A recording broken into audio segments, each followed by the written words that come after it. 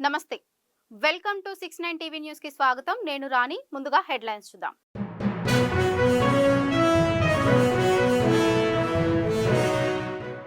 సమగ్ర కుటుంబ సర్వే చివరి దశకు చేరుకుంటుంది పొరపాట్లకు అవకాశం ఇవ్వొద్దన్న డిప్యూటీ సీఎం బట్టి విక్రమార్క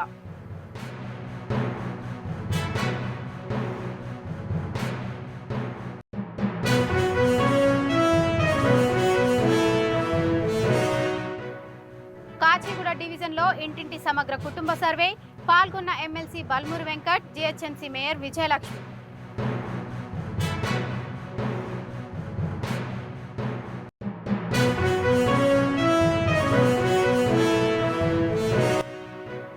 అదానీ ముడుపుల వ్యవహారం రాజకీయ ప్రకంపనలు సృష్టిస్తోంది ప్రధాని జోక్యం చేసుకోకూడదన్న సిపిఐ జాతీయ కార్యదర్శి నారాయణ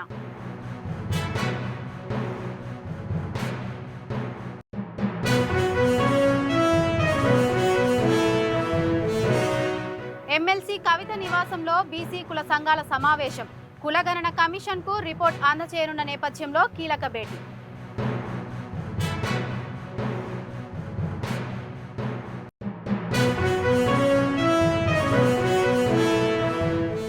సమగ్ర కుటుంబ సర్వే చివరి దశకు చేరుకుంటుందని డేటా ఎంట్రీ దశ చాలా ముఖ్యమైనదని ఎలాంటి పొరపాట్లకు అవకాశం ఇవ్వకండని డిప్యూటీ సీఎం బట్టి విక్రమార్క మల్లు అధికారులను ఆదేశించారు ఆయన జార్ఖండ్ రాజధాని రాంచీ నుంచి సమగ్ర కుటుంబ సర్వే వీడియో కాన్ఫరెన్స్ లో పాల్గొని ఉన్నతాధికారులు జిల్లా కలెక్టర్లకు పలు సూచనలు చేశారు డేటా ఎంట్రీలో నాణ్యత చాలా ముఖ్యమైనదని ప్రభుత్వం ఈ అంశంపై దృష్టి కేంద్రీకరించిందని తెలిపారు సర్వే దశలో పట్టణ ప్రాంతాల్లో డోర్ లాక్ ఇంటి వద్ద అందుబాటులో లేకపోవడం వంటి కొన్ని సమస్యలు తలెత్తాయి కాబట్టి వారికి ఫోన్ కాల్ చేసి సర్వే గురించి తెలియజేయడం ద్వారా ఆ వివరాలను క్రమబద్ధీకరించుకోవాలని వారిని అందుబాటులో ఉండమని కోరాలని ఆదేశించారు అంబర్పేట నియోజకవర్గంలోని కాచిగూడ డివిజన్లో ఇంటింటి సమగ్ర కుటుంబ సర్వే కార్యక్రమంలో MLC Balmuri Venkat GHMC mayor Vijayalakshmi పాల్గొన్నారు సమగ్ర ఇంటింటి కుటుంబ సర్వే శరవేగంగా కొనసాగుతున్నదని గ్రేటర్ వ్యాప్తంగా 62.47% సర్వే పూర్తయిందని ఎమ్మెల్సీ బల్మూరి వెంకట్ అన్నారు రాష్ట్ర ప్రభుత్వం ప్రతిష్టాత్మకంగా చేపట్టిన సామాజిక ఆర్థిక విద్య ఉపాధి అవకాశాలు కుల సర్వే అందరి సమన్వయంతో ముమ్మరంగా సాగుతున్నదని ఆయన తెలిపారు ఎన్యూమరేటర్లు నింపిన ఫారాలను ట్రంక్ బాక్స్లో రోజువారీగా నిర్దేశించిన ప్రకారం స్ట్రాంగ్ రూమ్ లో భద్రత పరుస్తున్నారని బల్మూరి వెంకట్ చెప్పారు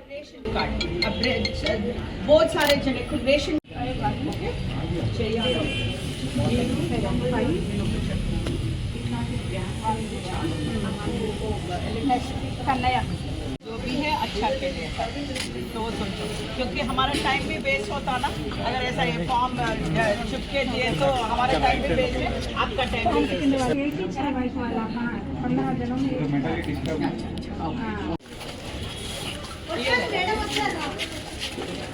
ఏదైతే ఈ సర్వేలో పాల్గొని వాస్తవానికి ప్రజలకి ఈ సర్వే దేని గురించి చేస్తున్నారు ఈ సర్వే వలన ఉపయోగాలు ఏంటి అని చెప్పి మేయర్ గారు అదేవిధంగా స్థానికంగా ఉన్న చాలా స్పష్టంగా ఎక్స్ప్లెయిన్ చేస్తూ ఏదైతే ప్రజలందరూ కూడా ఇప్పటికే జిహెచ్ఎంసీ పరిధిలో 62.5% సర్వే అనేది పూర్తవడం జరిగింది దానితో పాటు ఏదైతే తగ్గిమది కూడా ఎన్యూమరేటర్స్ కూడా చాలా ఎందుకంటే స్టార్టింగ్లో కొద్దిగా ఆలస్యమైన ఎన్యూమరేటర్స్ ఇప్పుడు వారికి కూడా దాని నెంబర్ కోడింగ్ అవన్నిటితోటి ప్రజల దగ్గరికి వెళ్ళి వాస్తవాలు చెప్పి ఎందుకనంటే ఇది గౌరవ ముఖ్యమంత్రి గారు ఈ డెసిషన్ అనేది ఒక చారిత్రాత్మక నిర్ణయం ఏ రాష్ట్రంలో కూడా ఈ క్యాస్ట్ సెన్సెస్ పైన ఇప్పటి వరకు కూడా దీనిపైన ఏదైతే సర్వే నిర్వహించలేదు ఏ క్యాస్ట్ ఎంత పాపులేషన్ ఉందో వారికి అంత జిత్ని హిస్సేదారి ఉత్నా భాగ్యదారి అంటే ఎవరికి ఎంత పాపులేషన్ ఉంటే వారికి ఆ రకంగా రిజర్వేషన్స్ ఉండాలని చెప్పని ఎలక్షన్స్ కంటే ముందు రాహుల్ గాంధీ గారు ఏదైతే భారత్ జోడో యాత్ర సమయంలో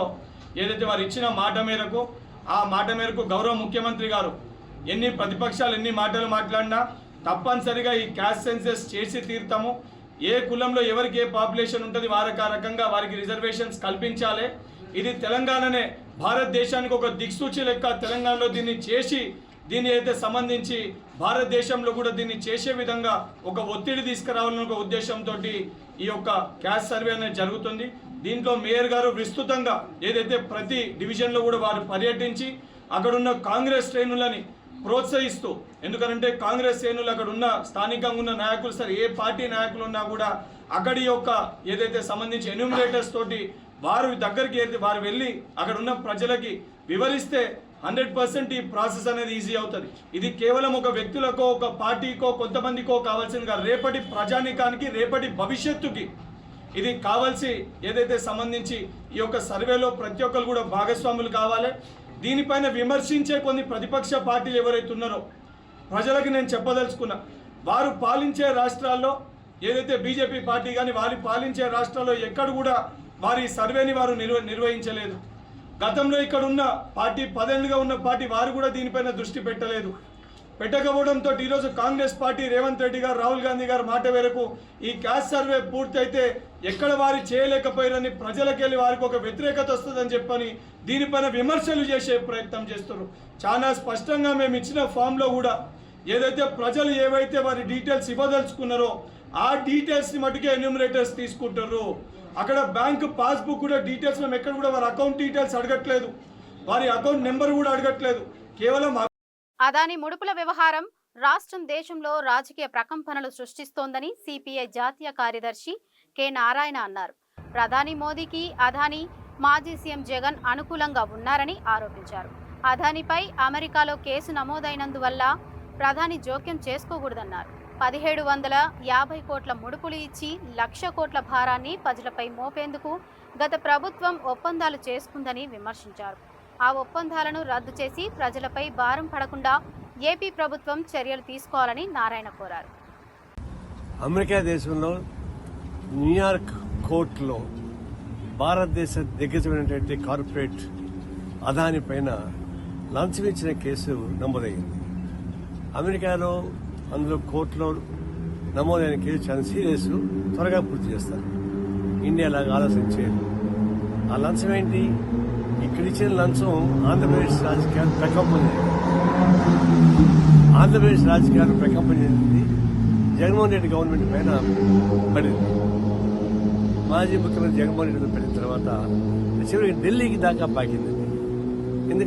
ఎందుకంటే అదాని మోడీకి రైట్ హ్యాండ్ లాంటి వాడు. అతని పైన కేసు అమెరికాలో నమోదైంది. అది ఆంధ్రప్రదేశ్ మాజీ ముఖ్యమంత్రి జగన్మోహన్ రెడ్డి మీద పడడంతో ఆడ రాజకీయ ప్రకంపన జరిగింది. దీనికి ఢిల్లీ కూడా ప్రభావం చెందింది. ఎందుకంటే మోడీకి అనుకూలంగానే జగన్మోహన్ రెడ్డి ఉన్నాడు, మోడీకి నిజమైన శిష్యుడిగా అదాని ఉన్నాడు. మరి లంచం కేసు మరి దగ్గరికి వచ్చింది. ఇదన్నీ చూడబోతే అమెరికా నుంచి ఆంధ్రప్రదేశ్ నుంచి భారతదేశం మొత్తం మీదుగా ఒక ప్రకంపన సృష్టించేటటువంటి రూట్ కాజు అమెరికా అయిపోయింది. దీన్ని అమెరికన్ గవర్నమెంట్ దీని మీద చర్య తీసుకోవాలి. మరి అమెరికన్ తీసుకుంటుందా? తీసుకోవడానికి ఏమైనా మోడీ అడ్డం పడతాడా, లేకపోతే దీని మీద క్రైసిస్ వస్తుందా లేదు చూడాలి.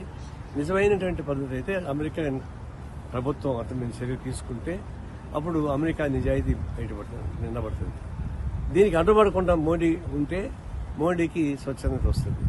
అది లేకుండా పోతే అటుపోయి చివరికి ఈ అమెరికాలో ఉన్న ప్రభుత్వం కానీ మోడీ కానీ కుమ్మక్కై అవినీతిని రూపుమాడానికి ప్రయత్నించగలిగిన తప్ప ఇంకోటి కానే కాదు. దీన్ని తక్షణం ఈ పరిష్కారం చేయడానికి ఉపయోగపడే వృత్తిలో ప్రజా ఉద్యమం పెద్ద ఎత్తున రావాలని మేము కోరుతాం.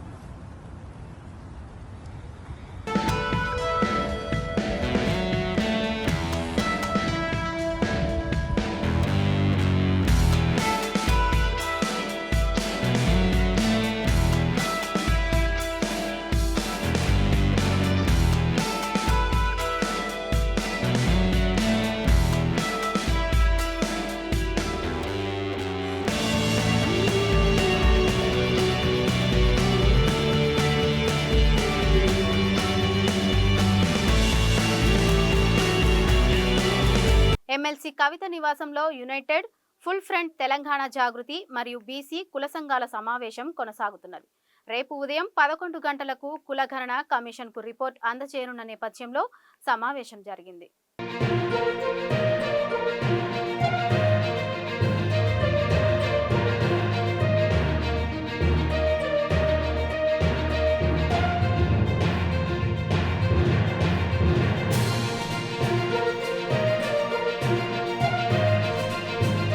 ఎమ్మెల్సీ కవిత నివాసంలో యునైటెడ్ ఫుల్ ఫ్రంట్ తెలంగాణ జాగృతి మరియు బీసీ కుల సంఘాల సమావేశం కొనసాగుతున్నది. రేపు ఉదయం 11 గంటలకు కులగణన కమిషన్కు రిపోర్ట్ అందజేయనున్న నేపథ్యంలో సమావేశం జరిగింది. యాదాద్రి లక్ష్మీ నరసింహస్వామి వారి ఆలయం భక్తజన సంద్రంగా మారింది. కార్తీక మాసం ఆదివారం సెలవు రోజు కావడంతో స్వామివారి దర్శనానికి వేకువజాము నుంచే భక్తులు బారులు తీరారు.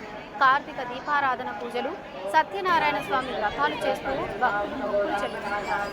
ఉచిత దర్శనానికి 3 గంటల సమయం, విఐపి దర్శనానికి గంట సమయం పడుతుందని ఆలయ అధికారులు తెలిపారు.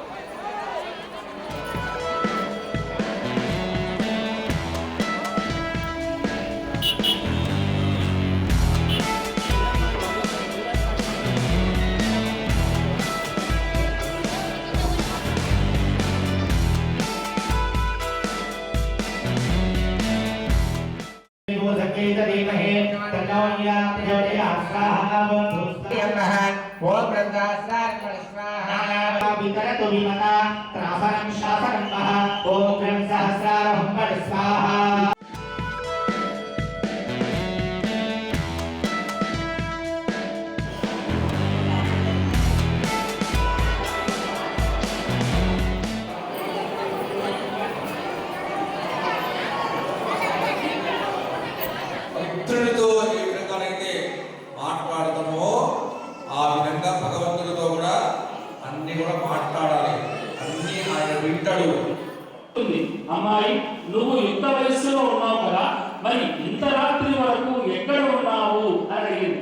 అప్పుడు కళావతి అంటుంది, అమ్మా, ఒక బ్రాహ్మణ ఇంట్లో సత్యనారాయణ స్వామి వ్రతం జరుగుతూ ఉంటే అక్కడే ఉన్నాను, స్వామివారి కథ విన్నాను, ప్రసాదం కూడా తీసుకొని ఇప్పుడే వస్తున్నాను అని కొద్దిగా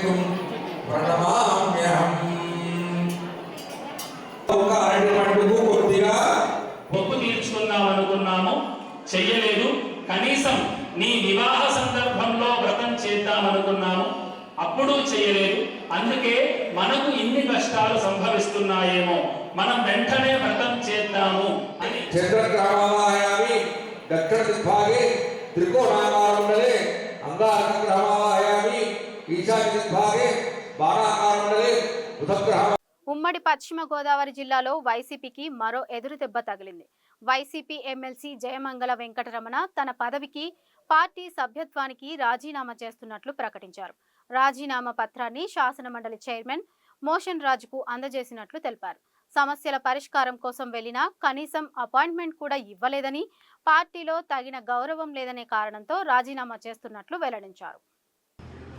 వైసీపీ పార్టీలో అధికారంలో ఉన్న సంవత్సరం కూడా నేను ఏ కార్యకర్తకి పనిచేసుకోలేదు. ఇక్కడ లోకల్ నాయకత్వం ఎందుకంటే వాళ్ళకి ఎమ్మెల్యే గారికి మనకి ఏమవుతుందంటే 2 రకాలుగా మీరు అన్నది ఏమంటే ఎమ్మెల్యే గారు నెక్స్ట్ మళ్ళీ ఎమ్మెల్యేగా పోటీ చేయాలా, దానికి ఎమ్మెల్సీని ఎమ్మెల్యేకి ఒకే పెత్తనం ఇస్తే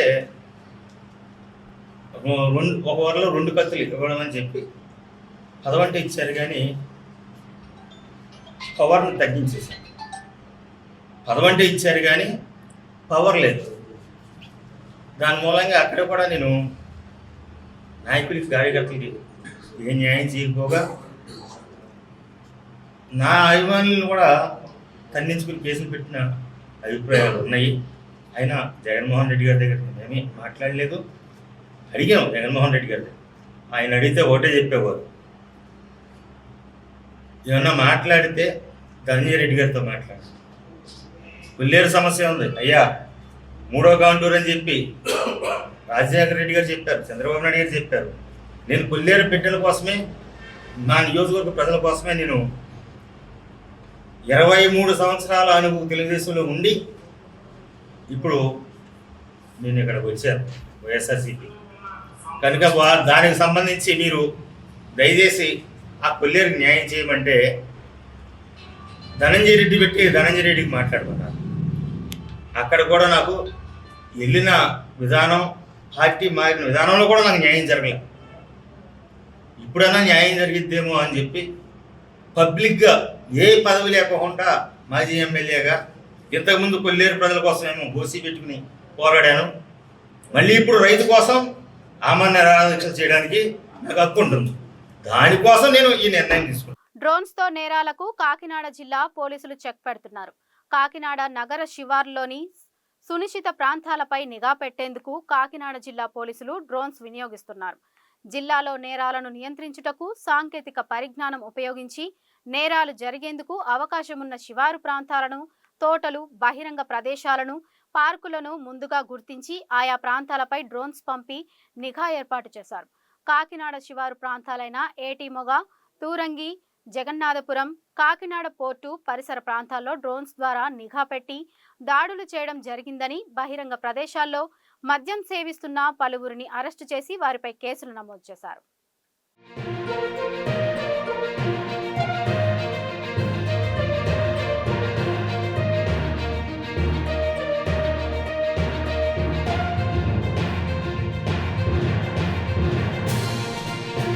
మహిళా ఉద్యోగుల సమస్యల పరిష్కారానికి కృషి చేస్తామని ప్రకాశం జిల్లా కలెక్టర్ ఏ తమిన్ అన్సారియా అన్నారు.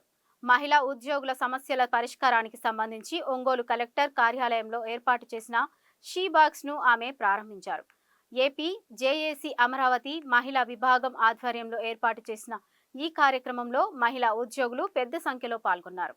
ఈ సందర్భంగా ఏపీ జేఏసీ అమరావతి మహిళా వింగ్ చైర్పర్సన్ ఎన్ విజయలక్ష్మి మాట్లాడుతూ మహిళా ఉద్యోగులు తమ సమస్యలను నిర్భయంగా చెప్పుకునేందుకు వీలుగా ఈ షీ బాక్స్ ను ఏర్పాటు చేయడం జరిగిందన్నారు.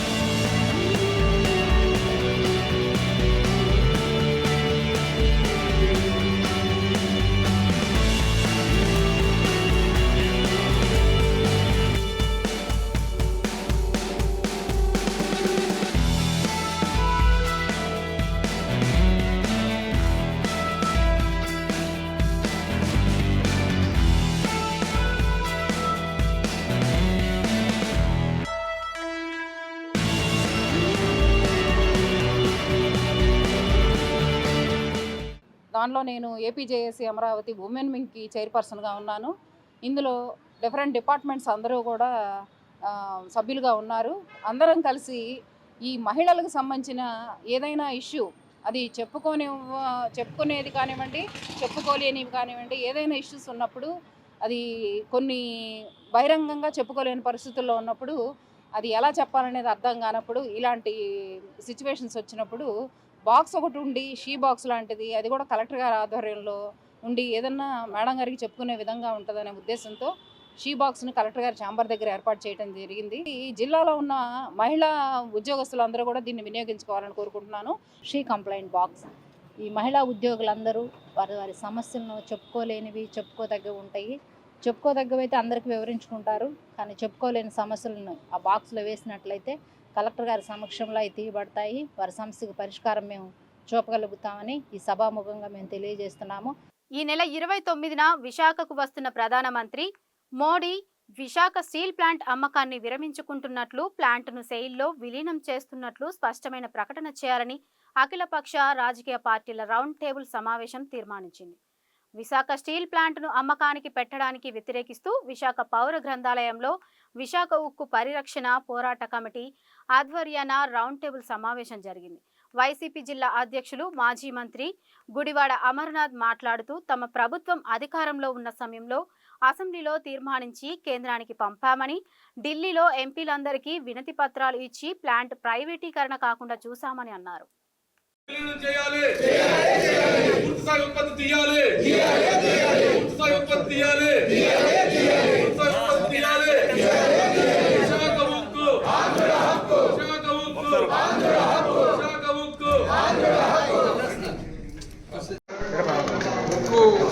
ప్రైవేటీకరణకి వ్యతిరేకంగా పోరాటం చేస్తున్నటువంటి పోరాట కమిటీ ఆధ్వర్యంలో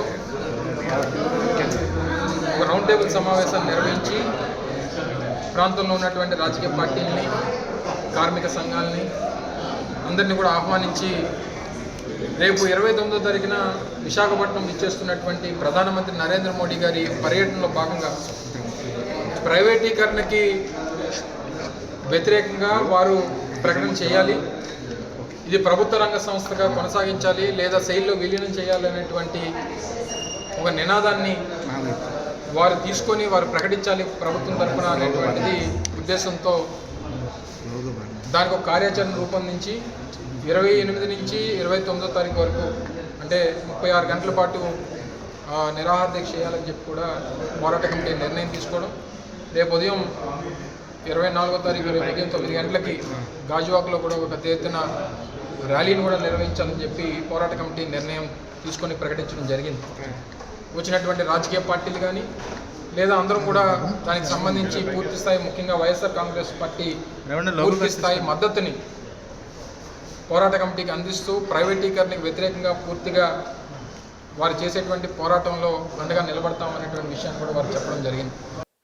హామీలు తప్పించుకునేందుకు కూటమి ప్రభుత్వం డైవర్ట్ పాలిటిక్స్ చేస్తుందని వైఎస్ఆర్ జిల్లా అధ్యక్షుడు మాజీ ఎంపీ రవీంద్రనాథ్ రెడ్డి విమర్శించారు. వైఎస్ జగన్ వైఎస్ఆర్సీపీ నాయకులపై చంద్రబాబు సర్కార్ బురద చల్లడమే పనిగా పెట్టుకుందని మండిపడ్డారు. గోబెల్స్ ప్రచారం చేస్తూ ఈ 7 నెలల కాలాన్ని గడిపేశారని, పరిపాలనలో అప్పుడు తప్ప ఏమీ లేదని దుయ్యబట్టారు.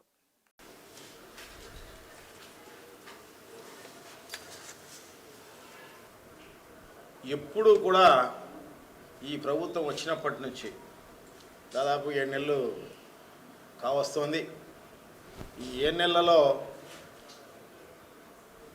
జగన్మోహన్ రెడ్డి గారి పైన బురద చల్లడం, వైఎస్ఆర్ కాంగ్రెస్ పార్టీ పైన నాయకుల పైన బురద చల్లే కార్యక్రమం. సో చెప్పిందే చెప్పి అదే నిజమన్నట్టుగా గోబెల్స్ ప్రచారం అనేది చేస్తూ ఉండడం, ఇవన్నీ సర్వసాధారణమైపోయింది ఈ 7 నెలల కాలంలో. సో అదే కాకోకుండా పరిపాలన అంటూ చూస్తామా అంటే పరిపాలన ఏమీ లేదు, ఒట్టి అప్పులు తప్ప, అప్పులు చేయడం తప్ప వేరే సాధించింది ఏమీ లేదు. అదే కాకుండా ఏదైతే మేనిఫెస్టోలో చెప్పడం జరిగిందో దాంట్లో ఒక్కటి కూడా సరిగా అమలు చేసిన పరిస్థితి అంతకన్నా లేదు. సో ఇవన్నీ కూడా కప్పిపుచ్చుకోవడానికి, ఎందుకంటే ఎలక్షన్లంతా కూడా దారుణంగా ప్రజలను మోసం చేసే దాంట్లో భాగంగా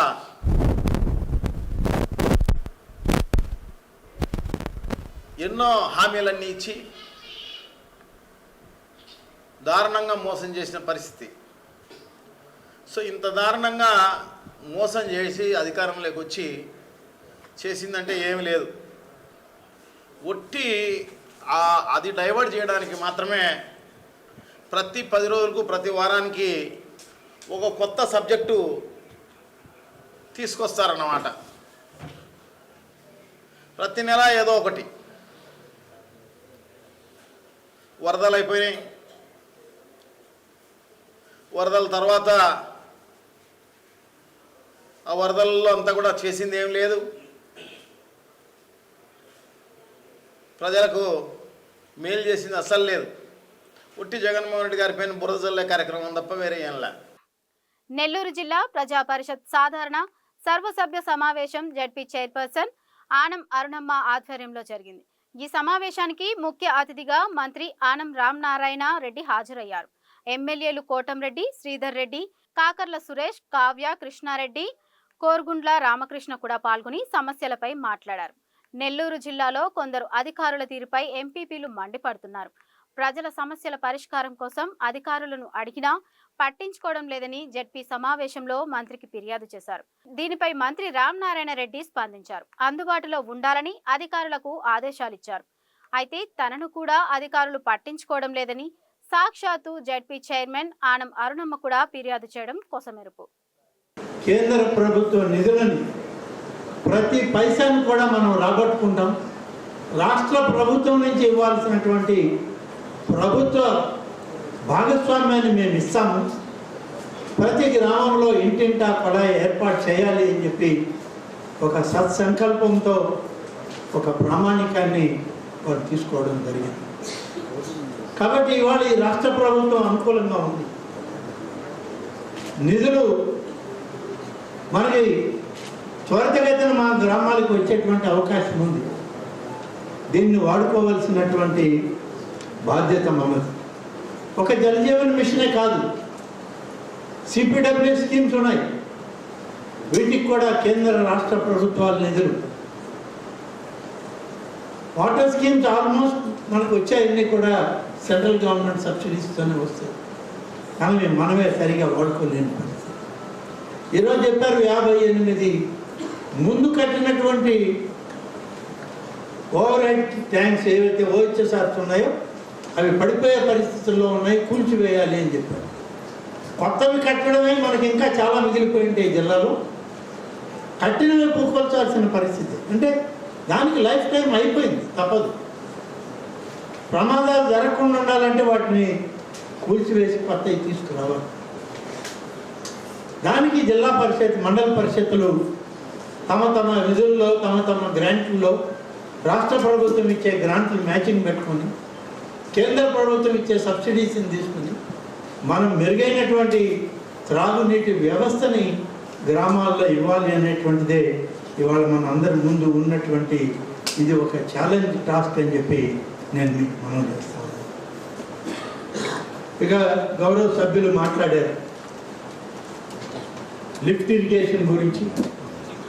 లిఫ్ట్ ఇరిగేషన్లు చాలా ఉన్నాయి, కానీ ఈ సభలో శ్రీధర్ రెడ్డి గారు మాట్లాడితే సంబంధిత అధికారులు ఎవరు లేరు. వెంటనే అధికారులందరినీ పిలిపించి కలెక్టర్ గారిని దాన్ని రివ్యూ చేయమని చెప్పినాం. తప్పకుండా రివ్యూ చేసే సందర్భంలో రూరల్ ఎమ్మెల్యే గారినే కాదు, ఈ లిఫ్ట్ ఇరిగేషన్ స్కీమ్స్ ఉన్నటువంటి ఎమ్మెల్యేలు ఎవరైనా ఉన్నా వారిని కూడా పిలిపించి రివ్యూ చేయండి. ఎక్కడెక్కడ ఏమేమి సమస్యలు ఉన్నాయో వాటన్నిటిని కూడా పరిష్కరించడానికి ఎమ్మెల్యేలతో కూడా సమావేశం ఏర్పాటు చేయాలని నేను జిల్లా కలెక్టర్ గారిని కోరుతా ఉన్నాను. ఇక బులెటిన్ ముగించే ముందు హెడ్లైన్స్ మరోసారి.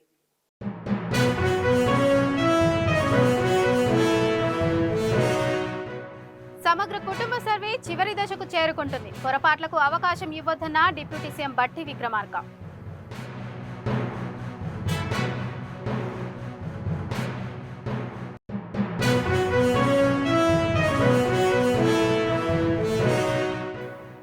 కాచిగూడ డివిజన్లో ఇంటింటి సమగ్ర కుటుంబ సర్వే, పాల్గొన్న MLC Balmuri Venkat, GHMC mayor Vijayalakshmi.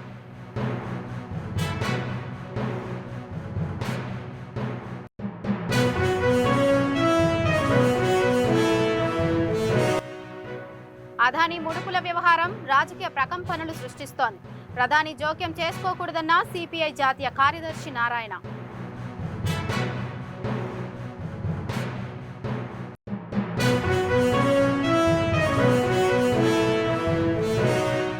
MLC కవిత నివాసంలో బీసీ కుల సంఘాల సమావేశం. కులగణన కమిషన్కు రిపోర్ట్ అందజేయనున్న నేపథ్యంలో కీలక భేటీ.